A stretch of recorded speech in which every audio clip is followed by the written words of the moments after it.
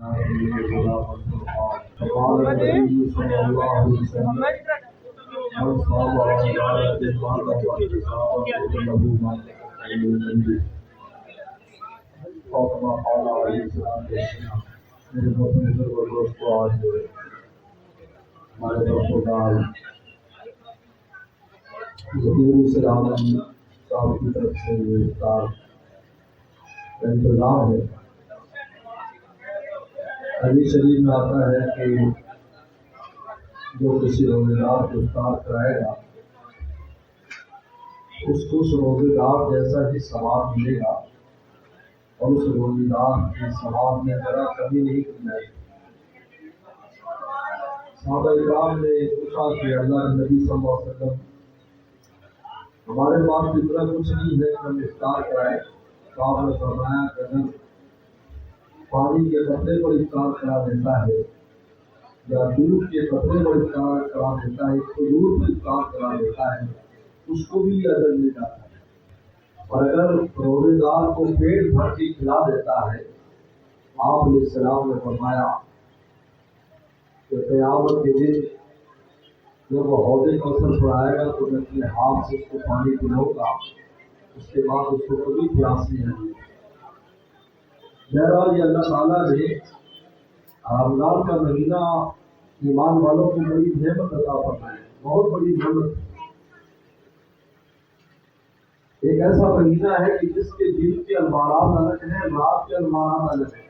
دن میں الگ نور نازل ہوتا ہے رحمتیں، اور رات کی رحمت اور انوارات الگ ہیں.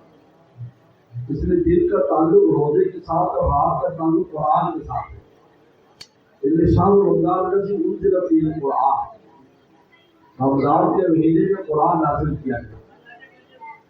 اب قرآن مجید کی وجہ سے رمضان کی برکات میں بے شمار اضافہ ہو گیا. اتنا اضافہ ہے کہ اگر ہم پر اس کی حقیقت کھل جائے کہ کتنی رحمتیں نازل ہوتی ہیں تو انسان سوائے عبادت کے کوئی کام نہ کرے، صرف اللہ کی عبادت میں لگا ہے.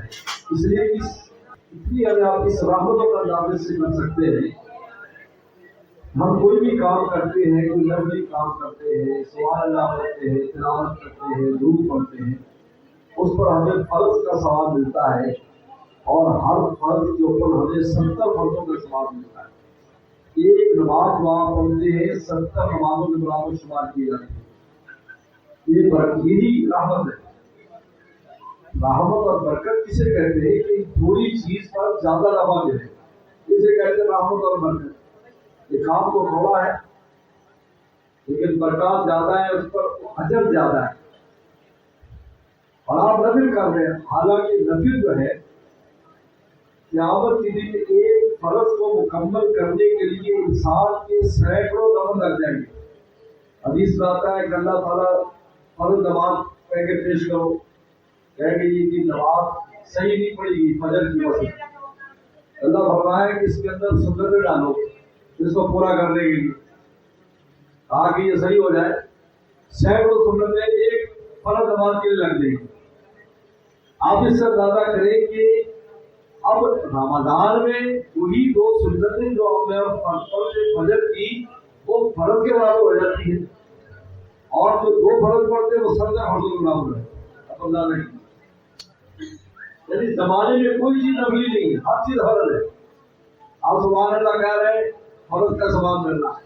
اور آپ کو بتایا کہ نوافل جتنے بھی سنتیں، مستحبات، تلاوتیں، یہ سب قیامت کے دن فرائض کو مکمل کرنے کے لیے.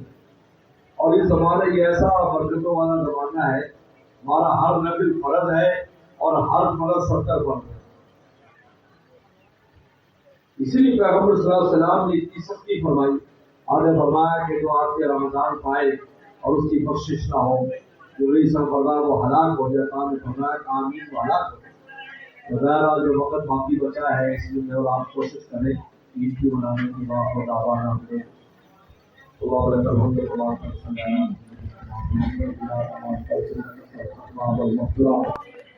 یا اللہ جو کسی بات کی جس کو قبول فرما، اللہ آئندہ بھی بات کی توفیق عطا فرما.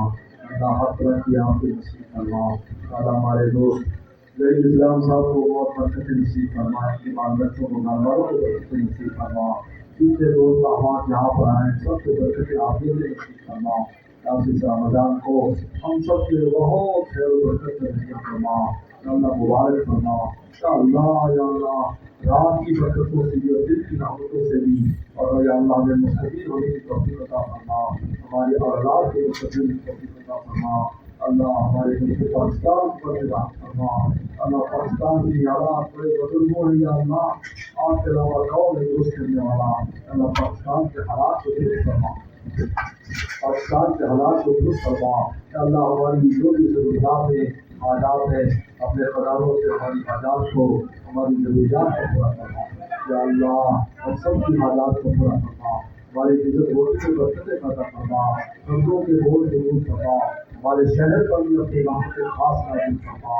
اور ہمارے شہر کو بھی امن کا تہوار فرما، یا اللہ یا رہنے والوں کو حق کی آپ کی نصیب فرما، ہم سے اللہ کی پوری ادارے مساجد مدارس خانقاہ مراکز یا اللہ خوب سے خوب آباد رسان فرما، دین اولاد سے تعاون کرنے والوں کو برکت عافیت نصیب فرما، یا اللہ ہماری دعاؤں کو شر قبول نصیب فرما،